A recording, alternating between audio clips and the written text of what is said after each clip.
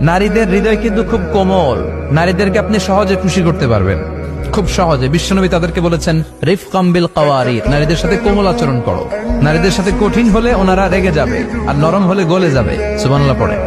ওই ব্যক্তি আল্লাহর কাছে সেরা যে তার বউয়ের কাছে সেরা। নারীদের হৃদয় কিন্তু খুব কোমল। নারীদেরকে আপনি সহজে খুশি করতে পারবেন, খুব সহজে। বিশ্বনবী তাদেরকে বলেছেন রিফকাম বিল কাওয়ারিদ, নারীদের সাথে কোমল আচরণ করো। নারীদের সাথে কঠিন হলে ওনারা রেগে যাবে, আর নরম হলে গলে যাবে। সুবহানাল্লাহ পড়ে। ওই ব্যক্তি আল্লাহর কাছে সেরা যে তার বউয়ের কাছে সেরা। মাঝে মাঝে আল্লাহ আমাদেরকে দুঃখ কষ্ট দিয়ে পরীক্ষা করতে চান, এগুলো আমাদের জন্য খারাপ নয়। এই দুঃখ কষ্ট বিপদ আমাদের কোমরকে সোজা করে, আমাদের পায়ের মাটিকে শক্ত করে। চিল্লায় বলেন ঠিক কিনা? প্রতিকূল পরিবেশে কিভাবে বাঁচতে হয় এই দুঃখ কষ্ট আমাদেরকে শিখায়। এজন্য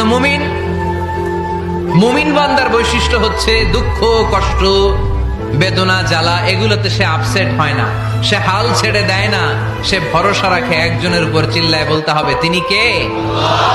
কারণ মুমিন জানে রাত্রি যত গভীর হয় অন্ধকার তমানিসা ভেদ করে সুবহে সাদিক হয়। মুমিন জানে গর্ভবতী নারীর পেটের